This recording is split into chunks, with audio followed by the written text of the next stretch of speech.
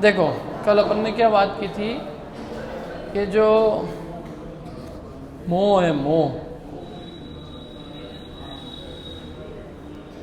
ये मोह कैसा है उसका स्वरूप बताया था।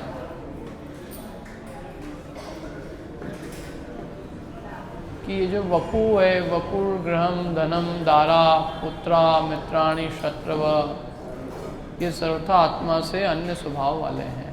ये आत्मा नहीं है, लेकिन ये मूढ़ अज्ञानी जीव इन्हें आत्मा माने इन्हें अपने मानता है। आत्मा का मतलब क्या है? अपने। ये अपने नहीं है, अपने स्वभाव में नहीं है, लेकिन मूढ़ इनको अपने स्वभाव में मानता है। ये मेरे में, ये मुझ रूप ही है, ये मेरे हैं, जबकि उनसे हमारा कोई संबंध ही नहीं है। वो हमारे आत्मा के स्वरूप में बिल्कुल भी प्रविष्ट नहीं हुए हैं। क्या जब शरीर ही हमारी आत्मा में प्रविष्ट नहीं हुआ है, शरीर के गुण धर्म ही हमारी आत्मा में नहीं आए हैं, तो फिर स्त्रीत्व आदि हमारी आत्मा में कैसे आ जाएंगे? जो आत्मा के गुण हैं वो आत्मा में ही रहते हैं, और जो शरीर के हैं वो शरीर में रहते हैं। क्या समझ में आई ना? देखो, हम शरीर को अपना कह सकते हैं। कब कह सकते हैं? दो कंडीशन में हम शरीर को अपना कह सकते हैं। या तो शरीर आत्मा हो जाए, या आत्मा शरीर रूप हो जाए, तब तो ये कहा जा सकता है कि ये देह हमारा है। लेकिन यदि वे दोनों अपने अपने स्वरूप को नहीं छोड़ते हैं, तो ये कैसे कहा जा सकता है कि ये हमारा है? इससे हमारा संबंध स्थापित तब हो सकता है जो ये हम रूप अपने रूप हो या अपने स्वरूप हो, लेकिन दोनों अपने अपने स्वभाव में रहते हैं, दोनों अपने स्वभाव को छोड़ने को तैयार नहीं है, तो फिर ये अपने कैसे कहे जा सकते हैं? जैसे उदाहरण के लिए, मैं मतलब एक बच्चे के साथ दो आदमी, एक बच्चा और एक उसका पिता, वो स्कूल में गए नाम लिखाने के लिए। तो उन्होंने बच्चे से पूछा कि क्या नाम है तुम्हारा? तो उसने कहा मेरा नाम रमेश बाकलीवाल है। पिताजी से पूछा कि आपका क्या नाम है? बोले मेरा नाम सुरेश कासलीवाल है और मैं इनका पिता हूँ। बच्चे का क्या नाम है और पिताजी का नाम? तो पिता पुत्र के रूप में नाम लिख लेंगे? क्या करेंगे? वे पिताजी से कहेंगे भैया आप अपना नाम सही साथ बताओ, आपका नाम बाकलीवाल के रूप में तो लिखा जा सकता है, कासलीवाल के रूप में, पिता के रूप में नहीं लिखा जा सकता है। क्यों? क्योंकि दोनों के सरनेम पिता पुत्र के अलग अलग है, तो नहीं लिख सकते, और एक होगा तो लिख सकते हैं। तो या तो पिताजी से कहा कि तुम अपना सरनेम बदल के अपना नाम बताओ, तो तुमको पिता के रूप में नाम लिख सकते हैं। और पुत्र से कहा कि भैया तू ढंग से बता दे, तू बोल दे कि मैं कासलीवाल हूँ, तो हम तेरे को पुत्र के रूप में लिख लेंगे। लेकिन दोनों बोले कि हम तो अपने अपने नाम बदलने को तैयार नहीं है, मेरा नाम तो बाकलीवाल ही है, और दूसरा बोले मेरा तो कासलीवाल ही है। तो वो बोले कि भैया यदि बाकलीवाल कासलीवाल करते रहोगे तो यहाँ तुम्हारा पिता पुत्र के रूप में नाम नहीं लिखाया जा सकता है। पिता पुत्र के रूप में नाम तो तभी लिखाया जा सकता है जब कोई भी एक अपना गोत्र छोड़े, और दोनों छोड़ने को तैयार नहीं है, तो कोई संबंध नहीं है तुम्हारा। ये उदाहरण मैंने काहे के लिए दिया? ऐसे ही यदि देह और आत्मा, यदि कोई भी अपना स्वभाव छोड़कर अन्य रूप हो जाए, यदि देह आत्मा रूप हो जाए, भाई इतने टाइम से देह के साथ रह रहा है आत्मा, तो देह के कुछ गुण आत्मा में घुस जाए। अभी आत्मा दिखता नहीं, अमूर्त है, अरूपी है, लेकिन देह में रूप है ना, तो देह का रूप कुछ आत्मा में भी घुस जाए, तो जब आत्मा मरे तो जाता हुआ दिखे ये जा रही आत्मा। कुछ वजन आ जाए उसमें, कुछ गंध आ जाए, कुछ रस आ जाए, कुछ मूर्तपना आ जाए, कुछ अचेतनता आ जाए आत्मा में। भाई आत्मा शरीर के साथ रह रहा है, तो शरीर के कुछ गुण जो है वो आत्मा में प्रविष्ट हो जाए, शरीर आत्मा रूप हो जाए या आत्मा शरीर रूप हो जाए। देखो, चेतन और अचेतन एक साथ रह रहे हैं अभी, है ना? लेकिन फिर भी चेतन का एक भी धर्म अचेतन शरीर में नहीं जाता है। जाता है? यदि जाता हो तो मुर्दा भी रिक्वेस्ट करे, प्लीज इलेक्ट्रिक फर्नेस में ही कर दो ना। क्या मुर्दा रिक्वेस्ट करता है कुछ, ये वाली फूल माला अच्छी नहीं है, कितने लोग आए, जरा खड़े होके देखे सही कौन कौन आया है जलाने के लिए। क्यों नहीं देखता वो मुर्दा? अच्छा, मुर्दे के कान के पास में अपन बहुत अच्छी अच्छी बातें करते, कितना अच्छा था, कितना बढ़िया आदमी था, कितना सुनता है वो। कितने ही लोग तो मुर्दे के मुंह में रसगुल्ला वगैरह डाल देते हैं। ये हिंदू लोगों में मान्यता होती है कि उसकी जो आखिरी इच्छा थी सब कर देते हैं। तो वो ये सोचते हैं कि इसकी आखिरी इच्छा रसगुल्ले खाने की थी, क्योंकि रसगुल्ला खाता खाता मांगता मांगता चला गया। जब वो बुजुर्ग अवस्था में था, वृद्ध अवस्था में, तो उसने अपने बच्चे से रसगुल्ला मांगा, तो बच्चे ने उसको झड़प दिया, क्या है ये, बार बार कुछ न कुछ खाने की चीज़ें मांगते रहते हो। पानी मांग रहे थे, ध्यान नहीं दिया उन पर और वो चले गए। तो उसने कहा कि इनकी आखिरी इच्छा क्या थी, रसगुल्ला खाने की, तो उनका मुंह फाड़ के उसमें रसगुल्ला डालता, नहीं तो इनकी आत्मा भटकेगी। और मुर्दों के साथ इतना व्यवहार होता है, जैनियों में तो कुछ भी नहीं होता है। जैनी भी उनको देख देख के सीख रहे हैं वैसे क्या। बाकी वो तो अचेतन मृतक शरीर है। बस ये है कि भाई वो घर में पड़ा रहेगा तो कीड़े जीव उत्पन्न होंगे, तो हम उसको एक जगह ले जाके और उसका अग्नि में जला देते, बस यही है। अब उसका धर्म वरम से तो कोई संबंध है ही नहीं, लेकिन लोग उसमें भी कंडे डाल के ऐसा समझते हैं, हाथ जोड़ेंगे, कंडे डालेंगे, 3 फेरी देंगे, और कोई महिला होगी तो उस पर लाल कपड़े कराएंगे। उस सब का क्या लेना देना है? यदि कपड़े ही देना है, समझ लो, मैं तो सबसे कहता हूँ, यदि मेरी पत्नी को मेरे ससुराल वालों से बोल रखा है मैंने, कपड़े देना है तो अभी दे दो, मरे बात के क्या काम के हैं। तो अभी तो कुछ दे नहीं रहे मेरे को, और बाद में ये चढ़ाने आओगे वो चढ़ाने आओगे तो आग लगेगी वहाँ में, तो वह काम की क्या, मेरे क्या काम के पता। चूड़ी चढ़ाओ, चूड़ी अभी दो, मेरे पैसे बचेंगे भाई उसका बाद में क्या लेना देना है। उसको शरीर को हमको जलाना है। अब वो जलाने की एक प्रक्रिया है, क्योंकि वो स्वाभाविक है कि भाई अब वो उसमें चेतन नहीं रहा, इसलिए अब हम उसको अग्नि संस्कार कर देंगे। अब उसमें कौन सी दिशा से जाएंगे और कौन सी दिशा से नहीं जाएंगे और उस सब का क्या लेना देना है। वो मुंडी यूं जाएगी कि यूं जाएगी, पाँव इधर जाएंगे कि उधर जाएंगे, उससे कोई संबंध नहीं, क्योंकि वो तो आत्मा था, वो था जब तक उस जीव की, उस शरीर की भी कोई कीमत हो रही थी। अब उसमें से चेतन ही चला गया, अब क्या है, वो तो मिट्टी है, जड़ है, मृतक है, बल्कि थोड़ी देर में दुर्गंध आएगी उसमें से और जीव उत्पन्न हो जाने लग जाएंगे।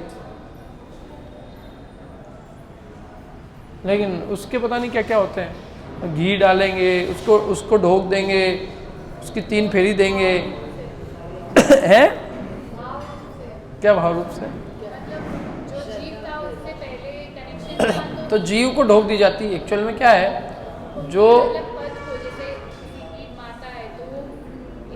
तो माँ तो ऊपर गई ना, माँ कहाँ है माँ, तो शरीर तो वही तो कह रहे हैं, इसलिए तो अपन समझ नहीं रहे ना। हमने शरीर में चेतनत्व का व्यवहार कर रखा है, यही तो भूल है। वो चेतना देखो, व्यवहार जो है ना वो मृतक शरीर के अंदर इसलिए नहीं होता क्योंकि वो जीव उसमें से निकल गया।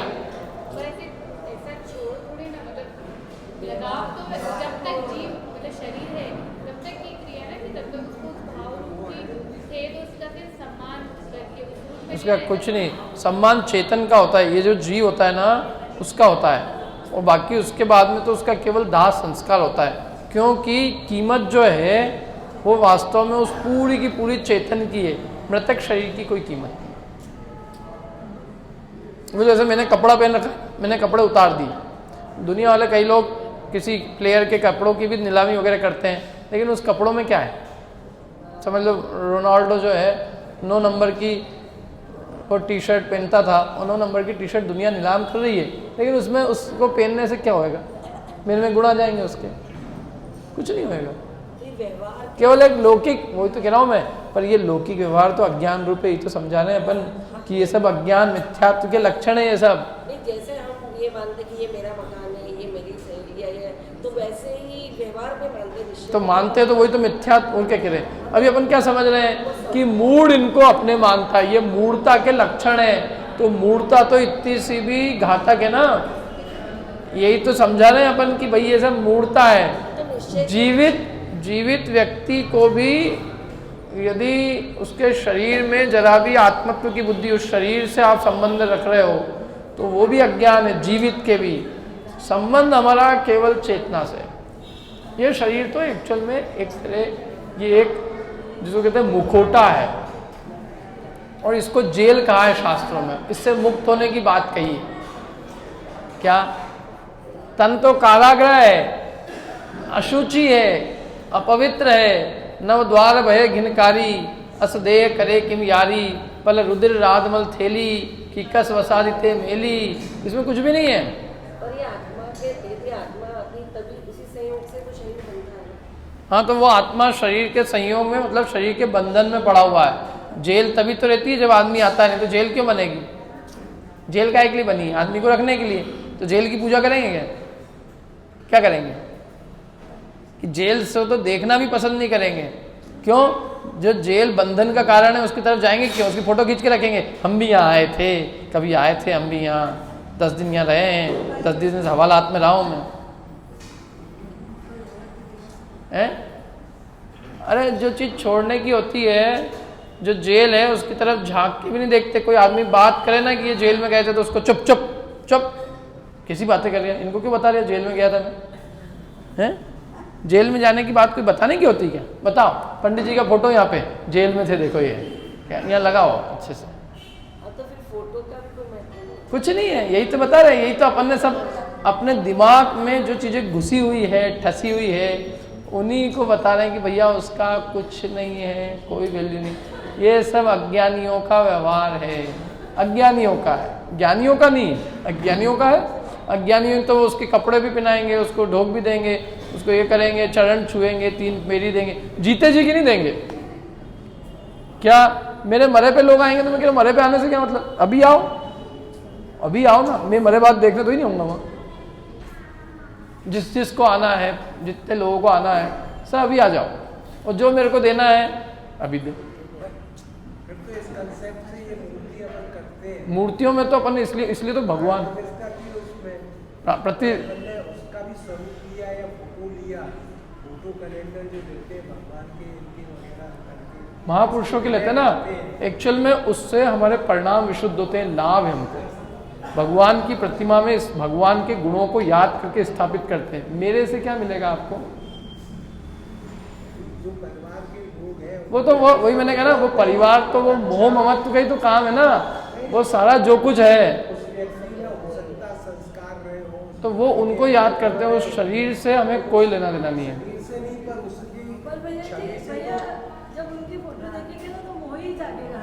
देखो यही तो बता रहे हैं, परिवार, पुत्र, स्त्री, पुत्र, ये जो कुछ है ना, जिनवाणी तो कहती है कि तुम अपने देह पे भी ध्यान मत दो यदि तुम्हें मोह से दूर होना है।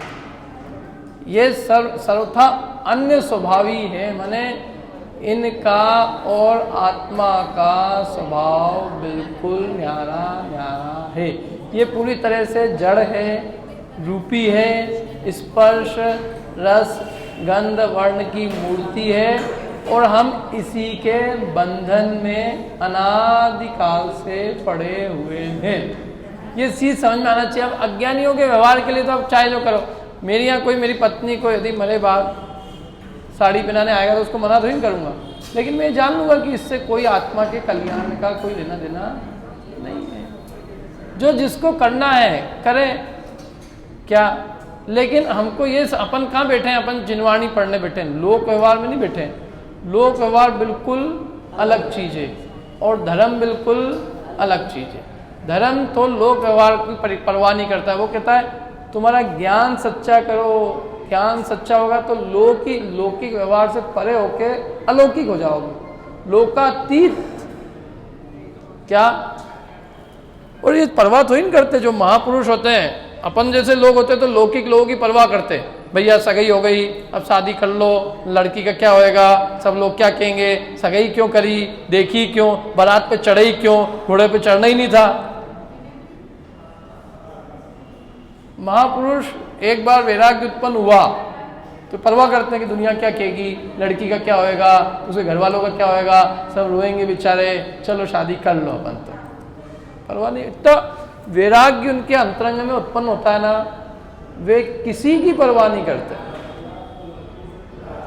क्या वे न रिश्तेदारों की न नातेदारों की, वे केवल अपने आत्मा को संसार बंधन से छुड़ाने की सोचते हैं और कोई चिंता नहीं होती। इसीलिए वो महापुरुष बनते हैं और हम सब वो क्या कहेगा, ये क्या कहेगा, वाके चक्कर में अपनी आत्मा का कल्याण नहीं कर पाते हैं।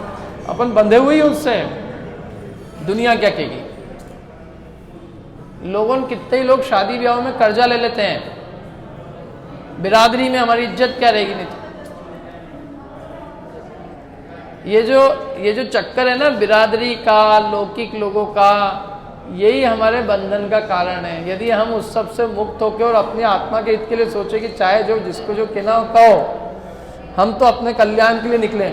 हम यदि मोक्ष मार्ग में विरुद्ध प्रवृत्ति करें, जो मोक्ष मार्ग का जो व्यवहार है, यदि उसके विरुद्ध प्रवृत्ति करें तो हमको कर्म बंद होगा। लेकिन यदि हम जिनवाणी के अनुकूल प्रवृत्ति करें और लौकिक हमको पागल भी कह दे तो हमें कोई दिक्कत नहीं, क्योंकि लोक व्यवहार की परवाह करेंगे तो मोक्ष मार्ग नहीं निभ सकता। एक ही पंथ पे चलना पड़ेगा। अच्छा, दूसरा क्या है, संसार का मार्ग और मोक्ष के मार्ग में 36 का आंकड़ा है, दोनों अलग अलग रास्ते हैं। क्या हम यहां जो बातें करते हैं वो हम घर पे नहीं कर सकते, वो घर में जो बातें कर सकते हैं वो यहां मान नहीं सकते। क्यों? क्योंकि वे दोनों परस्पर विरुद्ध है। घर में तुम्हें मेरे बेटे से कहूँगा बेटा कितना अच्छा है, पत्नी से क्यों बहुत अच्छी हो, तुम ही हो, तुम्हें मेरा ये हो, बातें कर। पापा जी से पापा तुम ही तो मेरे जीवन के दाता हो, क्या मेरी माँ ने मेरे को जीवन दिया, मेरी माँ नहीं होती तो मैं क्या होता। सब तरह की बातें कर लूँगा मैं, लेकिन कुछ भी उसमें सत्यता है। अज्ञानियों के बीच में अज्ञानियों का व्यवहार चलता है। अज्ञानियों के बीच में क्या करोगे आप, क्या करोगे, अज्ञान रूपी बात करोगे ना। जो जिसकी जो मान्यता है उसकी वैसी मान्यता के अनुसार बात की जाएगी।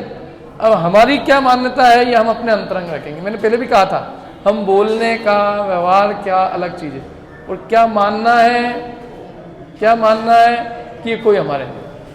हम कह रहे हैं तू हमारी है और हम मान कह रहे हैं तू हमारी नहीं।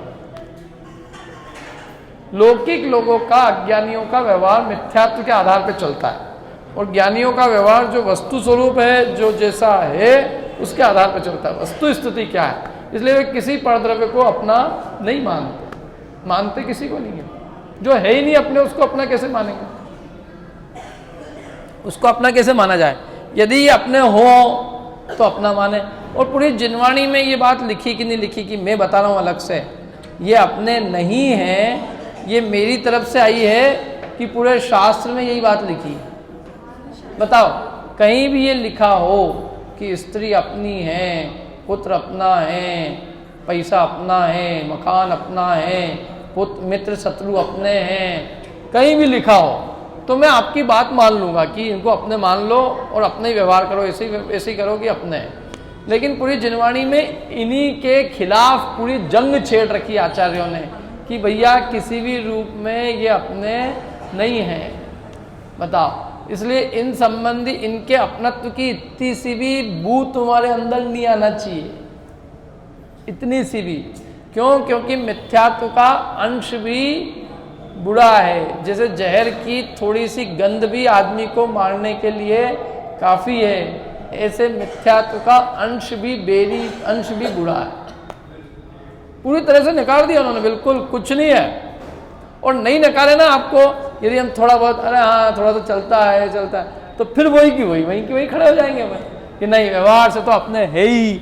अब यही तो बात है, तुम ये पूरी तरह से उसको जब तक नकारोगे नहीं कि किसी भी अपेक्षा से हमारे नहीं, हमारे कहे जाते हैं, हमारे कहे जाते हैं, लेकिन हमारे किसी रूप में भी नहीं है। क्यों? क्योंकि इनका स्वभाव और हमारा स्वभाव न्यारा है, स्वभाव न्यारा है।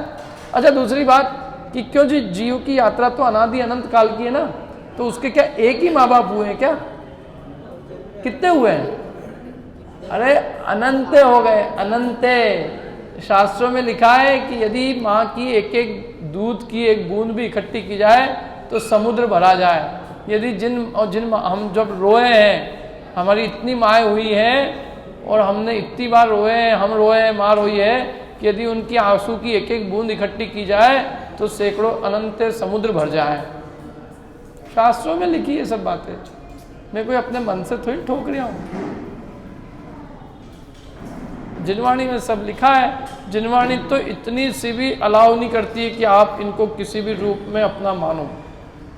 जिनवाणी तो इसी को कह रही कि यही मोह है, इसी से हम अपने आत्मा के स्वरूप को नहीं पहचान पा रहे हैं, इसी से हम अज्ञानी बने हुए हैं, इसी से हम चार गति में घूम रहे हैं। अब आपको रखना हो तो किसी रूप में रख लो, उसको कहते हैं ना अपन कोई न कोई रूप, किसी न किसी रूप में उसको एंट्री दे दो। लेकिन वो कह रही है कि नहीं, इसको किसी रूप में भी एंट्री दी नहीं जा सकती। क्यों? क्योंकि यही हमारे अनंत संसार का कारण है।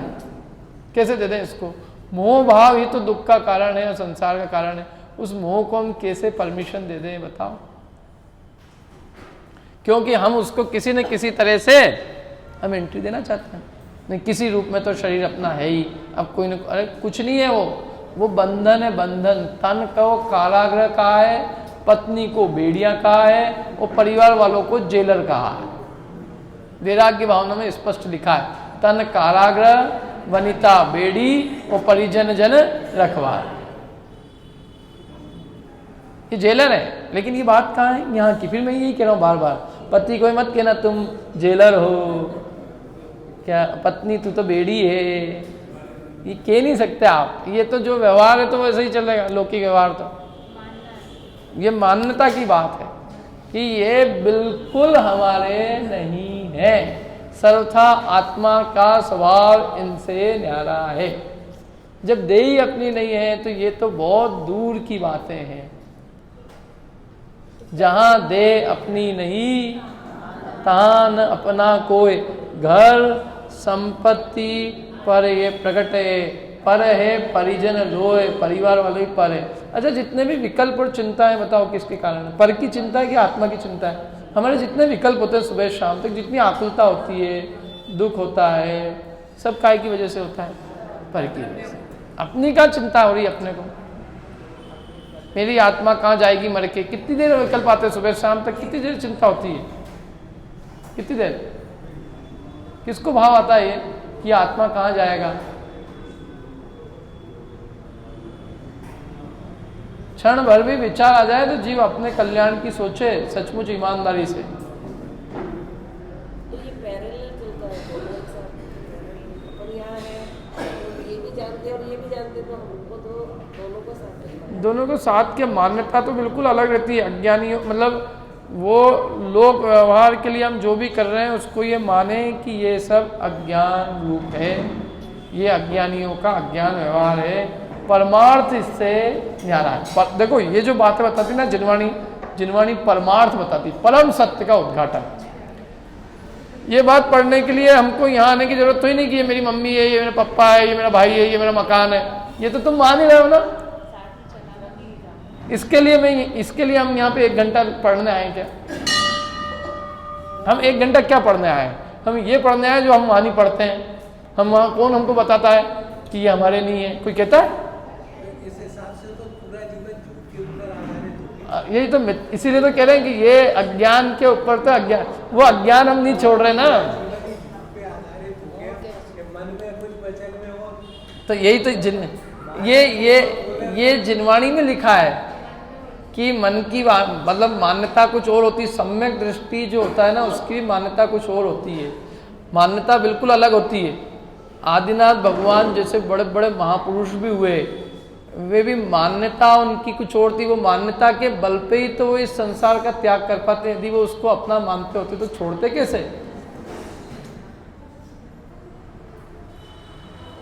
क्या व्यवहार तो हम पड़ोसी भी आ जाता है तो उसको भी चच्चा ही कहते हैं। व्यवहार तो हम इतना अच्छा रखते हैं। मुसलमान आदमी को भी हम चच्चा जी, चच्ची जी, पड़ोसी के बेटे को भी मेरा ही बेटा है, नहीं पैसे देंगे क्या उसको?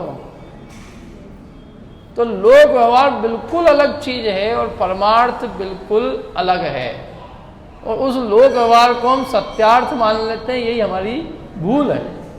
जो लौकिक व्यवहार है वो परमार्थ लग रहा है कि यही सत्य है, वो सत्य नहीं है।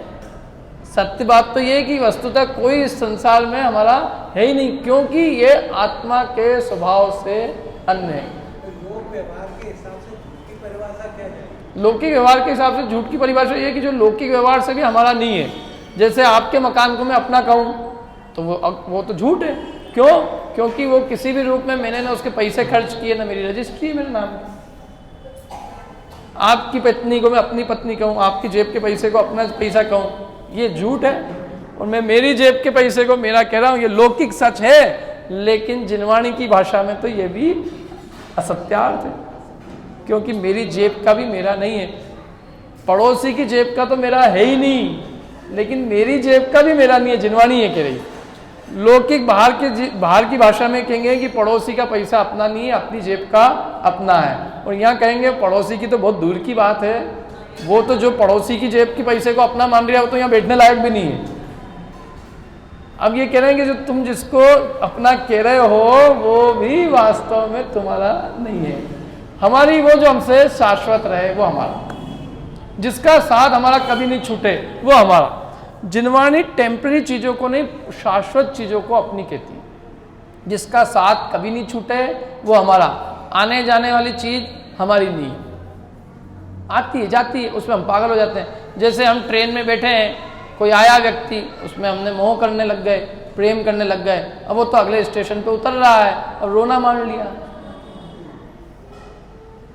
अब वो तो तुमको पहले ही समझना था कि ये आया है तो जाएगा ही, इसका हमारा कोई साथ नहीं है। ये चीज समझ लो तो अपने को कभी दुख नहीं होगा इष्ट के वियोग में। कोई भी जाए, हमने पहले ही मान रखा था कि इसको तो एक दिन जाने। हम अपने आप को प्रिपेयर करते हैं, मोह दूर करके हम संसार के आने वाले सारे दुखों से अपने को सेफ कर लेते हैं। पैसा गया, पहले से ही अपने दिमाग में था, ये तो अपना था नहीं, आने जाने वाली चीज थी, चली आई थी, पूछ के नहीं आई, गई पूछ के नहीं गई। पुण्य पाप, पुण्य के उदय से आया था, पाप के उदय से चला गया। तो अंदर में शांति रहेगी कि नहीं रहेगी बता? और नहीं मानेंगे कि नहीं ये तो हम ही लेके आए थे, ऐसे कैसे जान देंगे, हम लड़ लेंगे। लड़ते रहो, क्या लड़ लेते हैं लोग, मर्डर कर देते एक दूसरे को, मार डालते हैं। पैसा मेरा है, इसने कैसे ले लिया, इतने अंदर में परिणाम चलते रहते कि मेरा है मेरा मेरा मेरा, इसने हिस्सा नहीं दिया, मेरा इसने हिस्सा नहीं दिया, मार डालिए। बोलो, तो ये नहीं समझाए तो क्या करें? ये इतने समझाने के बाद भी हालत हो रही है, क्योंकि वो मान्यता के लेवल तक जाती ही नहीं है। अपन ने बात की, हाँ ठीक है, ये सब ठीक है, लेकिन भाई है तो अपना ही। अब ये है तो अपना ही, ये जो धन के प्रति मूर्छा है, ये क्या क्या पाप नहीं कराती है। सारे दुनिया में जितने कांड हो रहे हैं वो सब इन धनादि पदार्थों की मूर्छा की वजह से ही हो रहे हैं। बताओ, राग से ही तो हो रहे हैं, अपना मानने से ही तो हो रहे हैं। बड़े बड़े युद्ध हो जाते हैं, लड़ाई झगड़े हो जाते हैं, केवल इतनी सी बात नहीं छोड़ पाते कि नहीं ये अपना कुछ नहीं है, अपने कर्म के उदय से आया था, कर्म के उदय से चल जाएगा। इतनी समझ ले तो आदमी रोए नहीं, तो हर आदमी रोता रहता है, अरे हम तो ये था, हमारे पास ये था। अरे वो भी तब भी नहीं था अपना, तब भी अपना नहीं था। अपना होता तो अपने से बिना पूछे कैसे चले जाता। इसलिए हम यदि ये सब जानते हैं तो व्यवहार में जो विपदा है या मतलब विषम परिस्थिति आती है तो उसको फेस कर सकते हैं। सबको, धर्म की जिसको श्रद्धा है उसको उसका शरीर भी कटता होता है तो भी शांति रहती है, और जिसको श्रद्धा नहीं होता है वो जरा जरा सी चीजों में भी बहुत आकुलित होता रहता है। आकुलता दूर करने का उपाय यही है, और कोई है ही नहीं। यदि होता तो बता देते। भाई अपने मानने से ही तो हम परेशान हो रहे हैं। अच्छा, मानादि कषाय भी उसी की वजह से उत्पन्न होती है, जबरदस्ती। जो चीज अपनी नहीं होती हम उसको अपनी मान लेते हैं, ये मेरी है और मैं बड़ा हूं, तुम्हारे पास नहीं, मेरे पास है, तुम्हारे पास तो ही। न उसकी है न इसकी है, किसी की नहीं है। और इन सब में कर्म का उदय खर्च होता है। जो अपन ने पूर्व में अच्छे बुरे परिणाम किए उनके फल को भोगते हैं, हम भोगते तो, और उसके उदय से चीज़ें आती है जाती है, और हम ये मानते हैं कि हमारे कारण से, हमारे दिमाग से ही, हमारे दिमाग से कुछ नहीं आई है। वस्तुतः पुण्य के उदय से सामग्री आती है, संयोग आते हैं, और पाप के उदय से वे सारे संयोग चले जाते हैं। ये वस्तु, ये संसार का ये परम सत्य है। ये पुरुषार्थ हम करते हैं अपनी बुद्धि अनुसार अपने को समझाने के लिए, लेकिन वस्तु बात तो, सही बात तो यह है कि कर्म का उदय हमारे पुरुषार्थ को उल्टा कर देता है। हम कोई चीज़ अच्छी करते हैं ना, कर्म का तीव्र उदय हो तो हमने चाहा अच्छा करना, लेकिन फिर भी उल्टा हो जाता है। और हम कर्म का तीव्र पुण्य का उदय हो तो हम किसी का बुरा करने जाएं और भला हो जाए।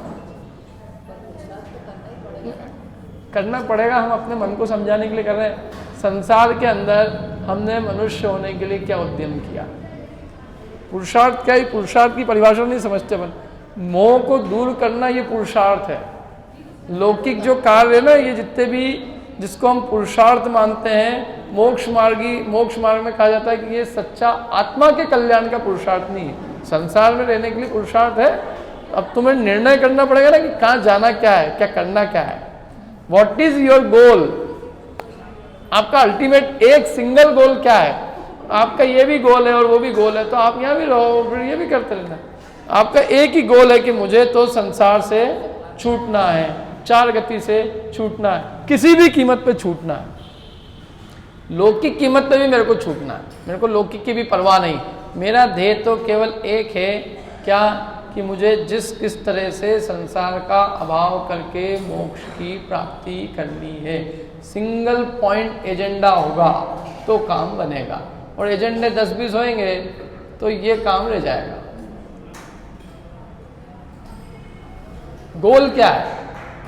हमें संसार में रंच मात्र भी सुख की प्रतीति नहीं हो कि चाहे जैसी परिस्थिति हो, अति पुण्य का उदय आ जाए, तीर्थंकर जैसा पुण्य का उदय आ जाए तो भी सुख नहीं। जो संसार विषय सुख हो तो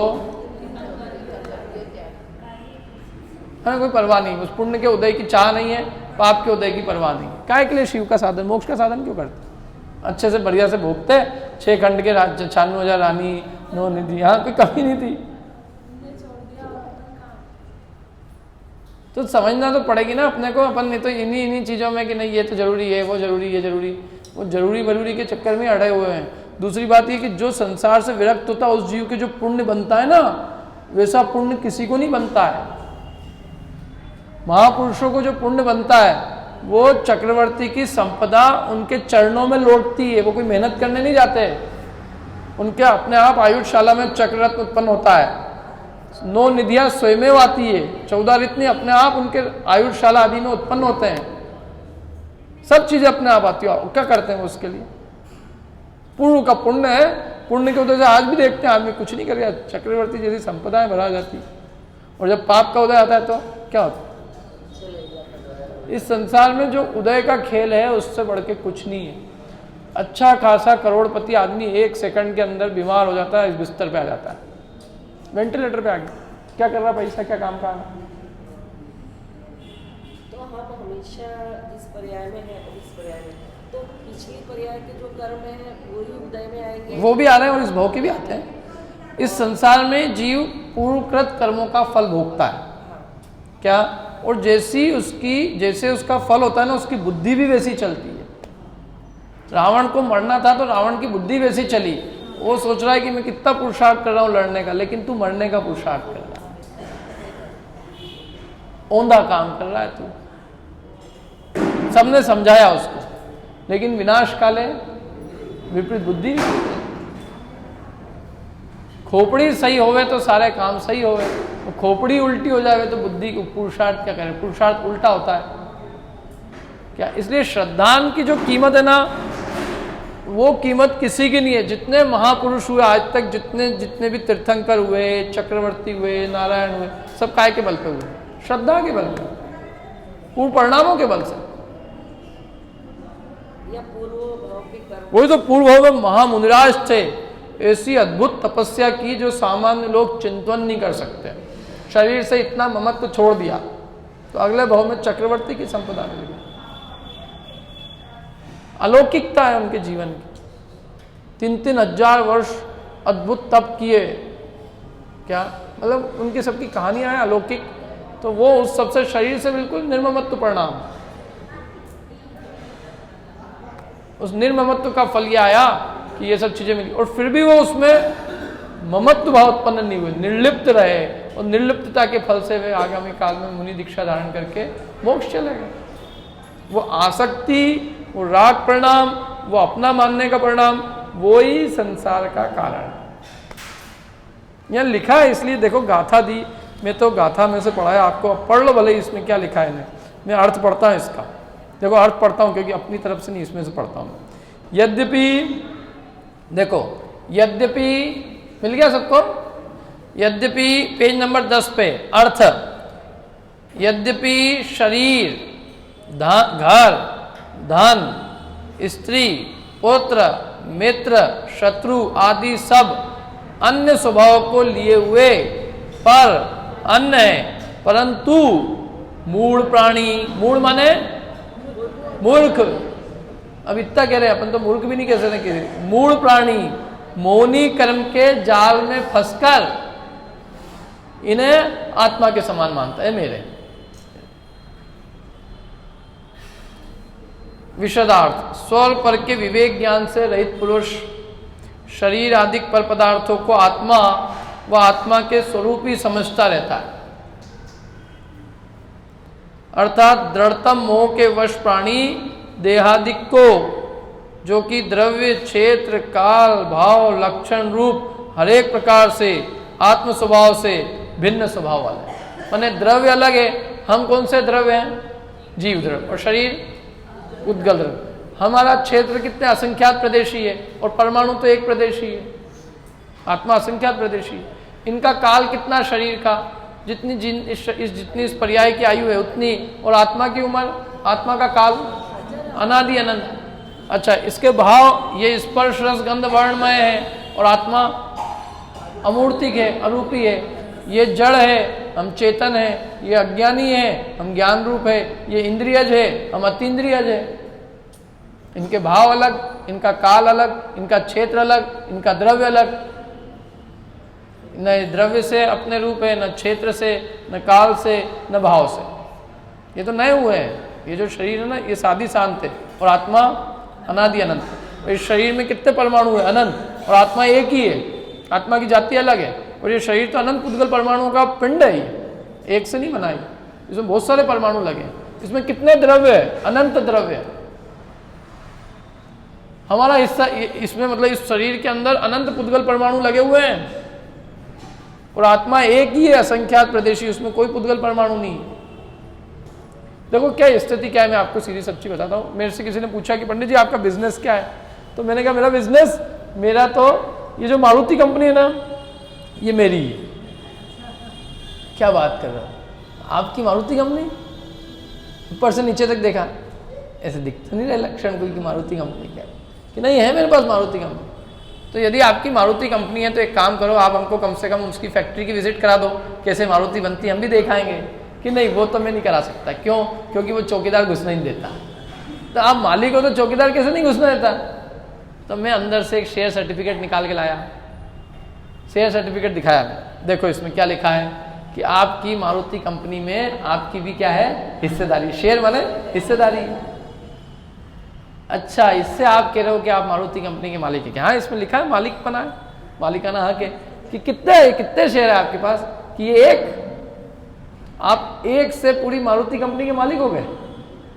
आपका हिस्सा कितना था उसमें? एक। अरे 51% भी हिस्सा होता और आप मालिक कहते अपने को, तो समझ में आता कि नहीं इसमें लिखा है। अरे इसमें लिखा है तो आपका हिस्सा है ना, एक हिस्सा है। बाकी जो 50 करोड़ हिस्से हैं वो किसके हैं? वो दूसरे के हैं। जिसका 51% हिस्सा है उसको फिर भी कहा जा सकता है मालिक। तुम्हारा तो एक ही हिस्सा है, इससे कोई मालिक नहीं होता। तो ऐसे ही ये जो है ना, ये मल्टीनेशनल कंपनी है। क्या इसमें अपने हिस्से कितना है? अपना हिस्सा कितना? एक। जीव तो एक ही है और बाकी अनंत हिस्से तो पुद्गल परमाणु के हैं। और ये पूरा कहता है कि पूरा मेरा है, मैं इसका मालिक हूँ।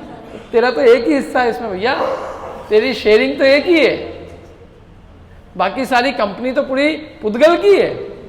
51 के 99.99% जो शेयर है वो उसके पास है, और हम क्या हमारे, ये मेरा है। भाव किसके हैं? भाव किसके हैं? आत्मा के ही हैं। द्रव्य क्षेत्र तो जीव के भाव है ना, जीव का भाव, भाव माने होता है स्वभाव। तो स्पर्श रस गंध वर्ण ये पुद्गल के भाव है, ये पुद्गल का भाव है। भाव माने वो राग द्वेष वाले भाव नहीं कह रहे हैं, वो ज्ञान वो वाले भाव नहीं कह रहे। भाव का मतलब है स्वभाव। जैसे धर्म द्रव्य का क्या भाव है? गति हेतुत्व। अधर्म द्रव्य का क्या भाव है? स्थिति हेतुत्व। आकाश का क्या भाव है? अवगाहन हेतुत्व। ये वो भाव है, समझ में है ना? द्रव्य क्षेत्र काल भाव, भाव तो भाव सब द्रव्यों में भाव है। पुद्गल का क्या भाव है? अचेतन पना, स्पर्श रस गंध वर्ण, ये पुद्गल का भाव है। भाव के अर्थ अलग अलग जगह अलग अलग है। सोने का क्या भाव है? पीलापन। सोने का भाव 10,000 20,000 नहीं है, पीलापन, भारीपन, जंग नहीं लगना, ये उसका भाव। भाव माने स्वभाव, अपने स्वभाव को ही भाव कहा है। तो जीव का क्या भाव है? जानना, ये ज्ञान दर्शन जीव का भाव है। और पुद्गल का क्या भाव है? स्पर्श रसगंध वर्ण, पुद्गल का भाव, ये भाव है। तो पुद्गल का स्पर्श रसगंध वर्ण भाव है, और जीव में स्पर्श रसगंध वर्ण है ही नहीं, तो अलग अलग हुआ ना। जीव में ज्ञान है और उसमें ज्ञान नहीं है, तो दोनों के भाव अलग अलग हुए। भाव माने स्वभाव, क्या ठीक है? क्षेत्र भी अलग अलग है, काल भी अलग अलग है, द्रव्य भी अलग अलग। अलग अलग होने पर भी ये इनको अपना मान रहे हैं। ये द्रव्य से जुदे, क्षेत्र से जुदे, काल से जुदे, भाव से जुदे, तो भी इन देहादिक को ये आत्मा मानता है। और दृढ़तर मोह वाला प्राणी उन्हीं व वैसे ही शरीर आदिक को आत्मा नहीं अपितु आत्मा के समान मानता रहता है। आत्मा या तो आत्मा के समान, क्या उनको अलग नहीं मानता ही, और अपने भी और दूसरे के भी। मैंने मेरे भी शरीर मेरा है, वो मैं हूँ, और इनका भी शरीर है, सो ये है। आप कौन? कि जो आपका शरीर है वो आप, जबकि ना आप वो नहीं हो जो आप दिख रहे हो। इसमें आगे गाथा आएगी कि जो दिख रहा है वो अन्य है, और जो जीव है वो अन्य है। हम जिनको देख रहे हैं वो है ही नहीं, और जो हमको देख रहे हैं हम वो नहीं है। आप हमारा रूप जानते ही कहाँ हो? क्यों? क्योंकि जो दिखता है वो पौद्गलिक है, और जो जीव है वो तो किसी को दिखता ही नहीं है।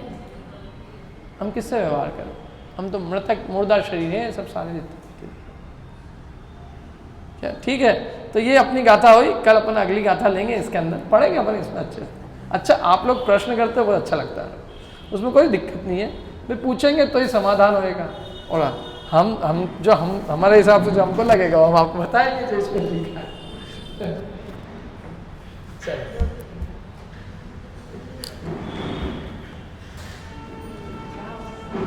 जिनवाणी के ज्ञान थे